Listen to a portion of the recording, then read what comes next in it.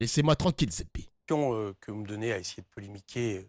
Pas polémiquer, d'essayer d'avoir Si. des échanges les plus directs possibles. Voilà. Attends quoi? Besançon, depuis la campagne qu'il a fait passer pour un antisémite, son mental a pris cher, il tanque plus aussi bien. Ah jure, il a été affecté mentalement, putain le pauvre.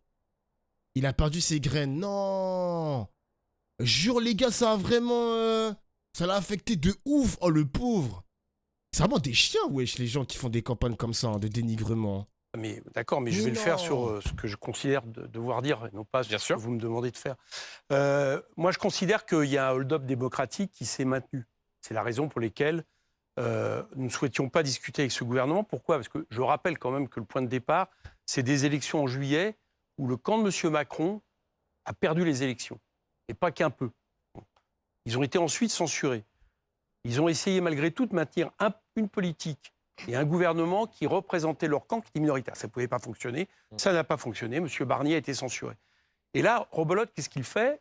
Il fait la même chose. C'est-à-dire, il remet un gouvernement composé de macronistes, quelques républicains, et pour appliquer la même politique économique. Parce qu'il faut bien comprendre que si M. Macron a voulu faire ça, c'est qu'il ne veut pas lâcher sa politique économique. Il l'a dit et redit sur les retraites, sur des politiques d'offres et de compétitivité, d'austérité.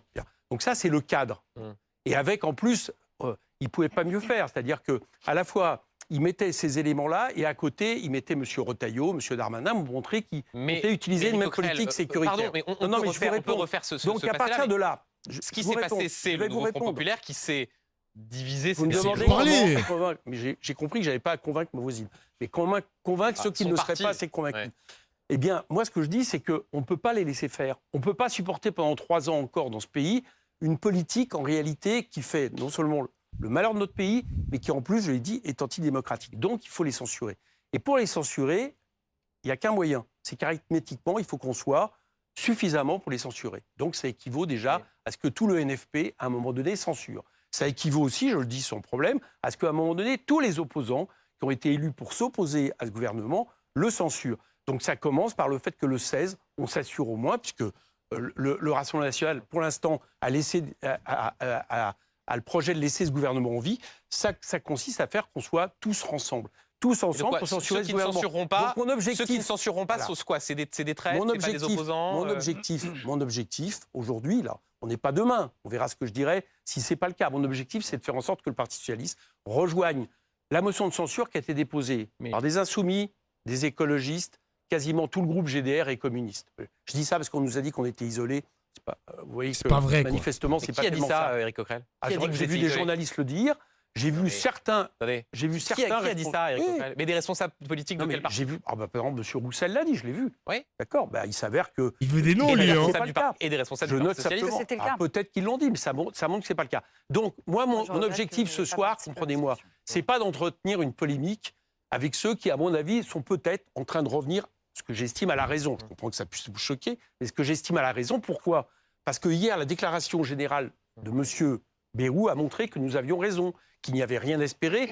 C'est bien, comme je le dis depuis une semaine, le budget empire que celui de M. Barnier qui se prépare, et c'est bien le fait qu'on continue la réforme des retraites. On continue de faire circuler la parole, mais juste Claude Ridel répondait à Éric Coquerel qui dit vous revenez à la raison, alors que en fait la France insoumise n'était pas isolée. Vous faisiez nom de la tête. Moi, je pense que si la France insoumise s'est isolée pendant plusieurs semaines en refusant de nous apporter la force qu'elle représente à l'Assemblée nationale pour nous aider à aller arracher des victoires dans le budget 2025. Et on peut penser qu'il y a un hold-up démocratique. Moi, je partage tout à fait cette conviction. On peut penser aussi que Macron est le problème et qu'il faudrait qu'il y ait une présidentielle anticipée. Mais ça n'empêche pas le fait qu'on a besoin d'un budget pour 2025 qui se négocie maintenant, et que l'absence de budget, en l'occurrence, ça frappe les petites entreprises, les ménages. Par exemple, il n'y a plus de versement de ma prime rénov en attendant un nouveau budget, donc les gens ne peuvent pas faire rénover leur logement, etc. Donc c'était important d'aller négocier, et moi j'ai regretté qu'on n'avait pas tous ensemble, voilà. Mais peu importe si on pensait que c'était perdu d'avance, il fallait quand même le faire. Mais maintenant, je sais aussi reconnaître que le compte n'y est pas. Au nom du fait qu'il faut un budget, il faudra effectivement un budget d'ici la fin de l'année, même si pour l'instant la loi spéciale fait le job. Il y avait certains avaient dit il n'y aura plus de carte vitale. Carte vitale continue. Absolument, Elisabeth Borne. Elisabeth Borne. Preuve est que ça continue. Mais il faudra un budget. Mais au nom de ça, on ne peut pas accepter le budget que l'on a censuré et refusé, parce que, je le redis, Sur les recettes, il y aura moins de recettes que le budget Barnier. Et sur les dépenses publiques, il y aura 15 milliards de plus de baisse de dépenses publiques. C'est pas moi qui le dis, c'est Mme de Montchalin. Donc ça veut dire que c'est le budget Barnier. Mais il faut aussi reconnaître... Parce que c'était leur projet depuis le début. Vous disiez que ce budget, il n'y avait rien, etc. Alors, il n'est pas satisfaisant, le compte n'y est pas, mais il y a quand même quelques avancées. Faites la parole. S'il y a quelques avancées, c'est parce que nous sommes allés discuter. Il n'y a aucune avancée. Il y a la hausse de l'Ondam, il y a les avancées que le RN avait gagnées. Mais alors voilà, non mais c'est très intéressant. Il n'y a que les avancées que le Rassemblement national avait gagnées. Mesdames, messieurs, non mais attendez, le midi de la gauche. Non mais c'est très intéressant parce que nous, on peut aller prendre un verre. C'était sympa de l'autre côté. Comme quoi, ce dialogue est une bonne idée que vous alliez prendre un verre, Tanguy. Mais on revient toujours. Monsieur le Président Jean-Philippe Tanguy, pour continuer encore une fois, et rassurez-vous, vous Bizarre aurez toute la l'ambiance. parole, Très bien. avant de parler de la question des retraites, du budget. Au fond, si finalement les socialistes décident de ne pas censurer, vous ne servez plus à rien, Jean-Philippe Tanguy, au Rassemblement national, puisque vous mettiez en avant le fait d'avoir droit de vie ou de mort sur le gouvernement Barnier. Mais là, au fond, dans la négociation, on a bien vu que vous pesez beaucoup moins qu'auparavant. Vous servez encore à quelque chose ou pas? Bien sûr, déjà nous servons à vous faire peur, à vous ici et à vous ici ailleurs. Vous faites peur à qui là? Mais à tout le monde, c'est-à-dire que toutes les négociations... Qu'est-ce que vous avez dit, Marine Tondelier? Je dis c'est Halloween tous les jours avec. Ben oui, c'est très bien, mais vous l'avez déjà faite celle-là. Il ne faut pas recycler toutes vos blagues. Non, c'est une nouvelle. Je sais que vous êtes pour l'économie circulaire, mais ne manquez pas de créativité au passage. Il y a rien à voir. Non, si, il y a toujours quelque chose à voir avec moi. Vous allez voir, vous n'allez pas être déçus du spectacle. Alors, du spectacle. Une fois encore, ne vous inquiétez pas. Mais l'essentiel, c'est que tout cela se fait toujours sous la pression démocratique du Rassemblement national. C'est uniquement parce que le Rassemblement national est fort et coordonné que vous êtes obligé de discuter avec les socialistes, que les socialistes sont obligés de trahir ceux qui les ont fait élire, à savoir les Insoumis et les Verts.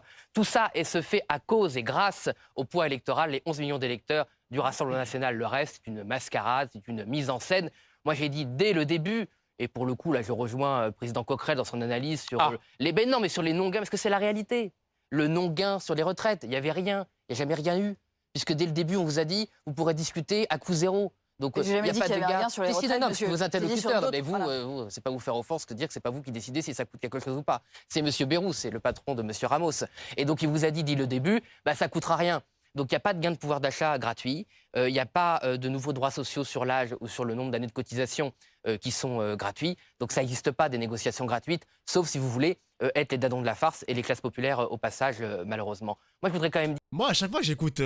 Après, les gars, peut-être que je me trompe dans mon analyse, mais à chaque fois qu'on écoute l'extrême droite avec la gauche, LFI, sur la réforme des retraites, ils arrivent toujours à avoir des sortes de points de convergence. Tu vois, il commence sa phrase par... Je suis d'accord avec l'analyse de Éric Coquerel. Il y a toujours un peu cette convergence des idées communes entre la France insoumise et l'extrême droite. Vous voyez ce que je veux dire? En tout cas, pour les retraites, les mecs, hein. Uniquement pour les retraites. Uniquement pour les retraites, ils se mettent d'accord. Voilà, au moins, on s'arrête là. Du populisme. On peut dire que c'est du populisme aussi, les gars. Hein. Mais vous savez que les retraites, les gens, ils combattent... le combat des retraites pour avoir une vie meilleure pour nos vieux, c'est un combat, ça a toujours été un combat politique intéressant et important parce que c'est une grosse base électorale pour les prochaines présidentielles ou même les législatives, les mecs. Hein. Il y a énormément de vieux qui votent, donc c'est normal, on le voit à travers les stats lors des législatives, c'est normal que les forces politiques présentes utilisent tous les moyens possibles pour rameuter les vieux à leur cause. Hein. C'est énorme, les gars, c'est encore plus important que la part des jeunes. Dire l'élément central pour lequel la censure aujourd'hui est quand même extrêmement compliquée et si elle était nécessaire, très grave, c'est la situation de Mayotte. Nous avons aujourd'hui 300 000 Français qui vivent pour l'essentiel dans des conditions épouvantables, conditions qui étaient déjà dures avant Fido, qui sont encore plus dures avec la tempête qui est venue aggraver la situation. C'est à cause de la situation à Mayotte que le Rassemblement national ne vote pas la censure. Tous les parlementaires qui sont ici le savent. Les vieux ne sont pas concernés par la question des retraites car ils sont déjà à la retraite. Alors les gars, quand je parle des vieux, en tout cas là sur le dialogue qu'il y a eu entre les deux, c'était sur le pouvoir d'achat parce qu'ils disaient que il n'y a pas de revalorisation à la hauteur de l'inflation, ou maintenant si, parce qu'il y a le budget 2025, mais c'était l'idée de ne pas augmenter les retraites. Donc ça touchait directement les vieux. Ensuite, c'était juste ça le dialogue en fait, hein. C'était juste ça les mecs. Hein. Donc là, on parle vraiment que du pouvoir d'achat. Et ne peuvent pas me dédire. Si le gouvernement est censuré, la discussion sur la loi d'urgence pour Mayotte s'arrête. On peut prendre des responsabilités comme cela si la situation est grave. Mais là, dans ce qu'a annoncé M. Bayrou, rien n'impose qu'on abandonne pour plusieurs semaines nos compatriotes de Mayotte. Mais M. Tanguy, il a donné finalement son mobile au tout début de son intervention. Il a dit, moi je suis là pour faire peur aux gens.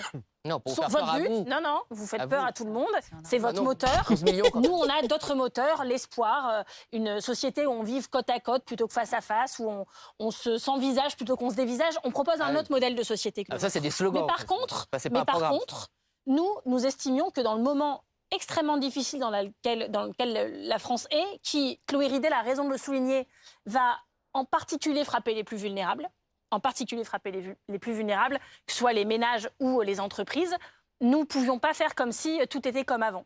Et donc oui, nous sommes allés discuter et je ne regrette rien de cette discussion parce que, Monsieur Armand, vous ne nous aviez jamais invités, nous les écologistes, à discuter avec vous quand vous étiez à la place d'Éric Lombard. Et là, nous avons pu le faire. Non seulement je vous ai invité, mais je vous ai reçu avec vos collègues. Alors là, vous ne devez pas avoir le bon numéro. Je peux vous Mais- dire, il y avait Attendez, là, pardon, mais c'est assez Il y a un factuel. mec qui ment, là. Vous vous êtes vu ou vous n'êtes pas vu? C'est très factuel. Non, mais M. Lombard a instauré une discussion avec les partis politiques et les groupes mais parlementaires qui a été C'est incroyable.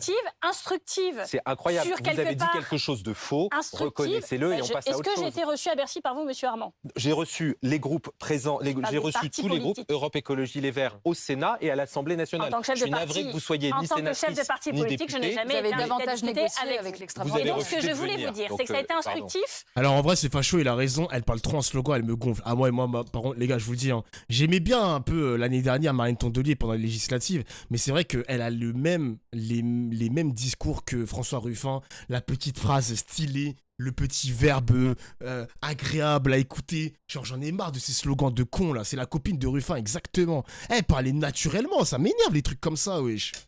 Ah Sur non, le mais fait j'ai reçu sûrement une fois que comme les M. Verts, hein, Lombard c'est pas vrai. Non, mais était on plutôt peut pas mentir comme ça sincère. quand même. Bien Non, sûr. mais Et je c'est pense pénible. qu'il, Pas si je tous peux en en même temps, placer s'il vous une, plaît. Mais non, mais c'est un mensonge. Allez-y, Marine Tondelier termine. Il y a 3 femmes sur ce plateau qui sont en plus on écouté par 2 hommes. Alors, en même temps, Marine Tondelier, La c'est vérité une femme tue que les vous avez Marine corps. Tondelier. Marine Donc, Tondelier. je vais vous dire une chose. Je trouve que M. Lombard Ouais, ça ouf, il a dit, c'est pas parce que vous êtes une femme que vous allez mentir.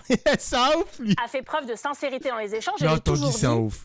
qu'on sentait qu'il comprenait plus que la moyenne de ce gouvernement ce qu'on racontait, peut-être même qu'il y adhérait parfois. Mais nous avons aussi toujours dit, c'est pour ça que je ne retire rien non plus à la censure que tout le groupe écologiste s'apprête à voter demain, on a toujours dit qu'il serait évalué, non pas sur sa sympathie ou sa sincérité, mais sur les marges de manœuvre qu'il parviendrait à dégager.